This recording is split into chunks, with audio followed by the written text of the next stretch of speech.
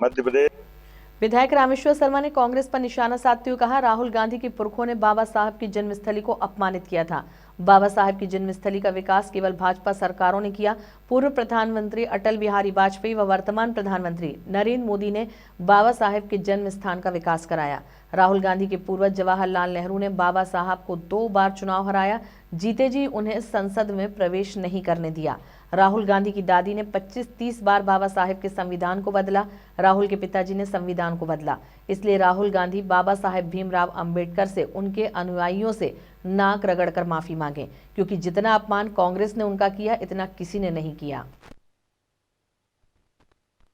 श्रीमान राहुल गांधी, आप मध्य प्रदेश में आ तो रहे, पर आप उस स्थान पर आ रहे हैं श्रद्धेय बाबा साहब अंबेडकर जी के जन्मस्थली। आपके पुरखों ने जन्मस्थली को बर्बाद कर दिया था, अपमानित किया था।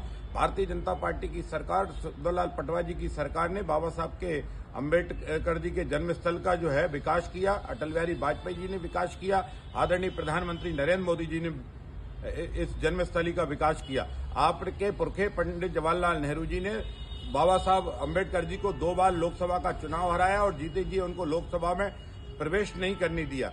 आपकी नानी श्रीमती इंदिरा गांधी जी ने 1 बार नहीं, लगभग 25 से 30 बार भारत के संविधान जो बाबा साहब अंबेडकर जी ने बनाया था उस संविधान को बदला।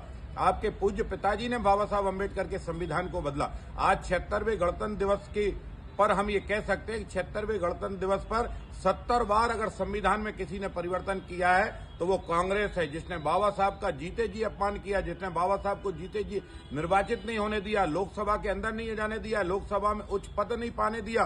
बाबा साहब की आवाज को बार बार कांग्रेस ने दबाने की कोशिश की। श्रीमान राहुल गांधी जी, अगर आप माफी मांगे बाबा साहब के अनुयायियों से, बाबा साहब से नाक रिगड़ कर माफी मांगे। जो पाप, जो अपमान बाबा साहब का आपके पुरखे पंडित जवाहरलाल नेहरू जी ने, श्रीमती इंदिरा गांधी जी ने, श्रीमान राजीव गांधी जी ने और किया है, उससे ज्यादा अपमान कोई कर नहीं सकता। और इसलिए बाबा साहब के इस अपमान के लिए पूरी कांग्रेस नाक रिगड़कर मऊ की धरती पर माफी मांगे और हाथ जोड़कर माफी मांगे कि हाँ, मेरे पुरखों ने बाबा साहब का अपमान किया था। हाँ, मेरे पुरखे पंडित जवाहरलाल नेहरू से भूल हुई थी क्योंकि उन्होंने बाबा साहब को चुनाव नहीं जीतने दिया था। हाँ, मेरी दादी ने तानाशाह बनाकर लोकतंत्र की हत्या करके संविधान को बदला था, आपातकाल लगा था। हाँ, मेरे पिताजी ने जो है साहबानो प्रकरण में संविधान बदला था और 70 बार संविधान बदलने का महापाप कांग्रेस ने किया था। जो बाबा साहब अंबेडकर की संविधान की आत्मा थी उसको बार बार बदला है। लेकिन हमने कसम खाई है, मोदी जी ने कसम खाई है, बाबा साहब के अंबेडकर के संविधान का अक्षरशः पालन होगा। बाबा साहब के तीर्थ स्थल भी तैयार होंगे और बाबा साहब के संविधान और बाबा साहब की जय जयकार होगी। और इसलिए डॉक्टर मोहन यादव जी ने भोपाल की धरती पर एक हमने गणेश मंदिर से गायत्री मंदिर के फ्लाईओवर का नाम भी बाबा साहब अंबेडकर जी के नाम पर रख दिया है। कांग्रेस ने तो बाबा साहब की प्रतिमा भी नहीं लगाई।